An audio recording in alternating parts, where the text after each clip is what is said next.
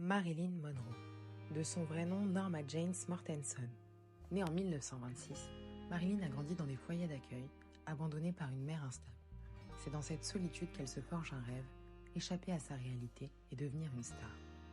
Après une carrière de mannequin, elle décroche son premier rôle en 1947. Mais c'est en 1953, avec Les hommes préfèrent les blondes, qu'elle devient une icône mondiale.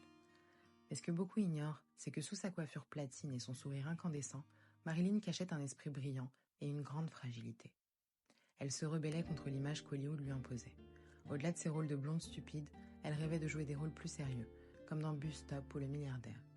Mais malgré ses talents, ses rapports avec les studios étaient chaotiques. Elle luttait contre l'exploitation, mais surtout contre sa propre douleur intérieure. Marilyn vivait des relations tumultueuses, mariée 3 fois, d'abord au joueur de baseball Joe DiMaggio, puis au dramaturge Arthur Miller. Pourtant, ces mariages étaient loin de la vérité derrière ses sourires. Son amour pour la célébrité l'a isolée de tout, même de ses proches. Derrière le sourire lumineux de Marilyn se cachait une profonde solitude. Ses angoisses, ses blessures invisibles et son besoin d'amour et de réconfort laissaient une trace de vulnérabilité. Malgré la gloire, elle se battait contre un vide intérieur, cherchant désespérément à être aimée et comprise. Les scandales ne manquaient pas.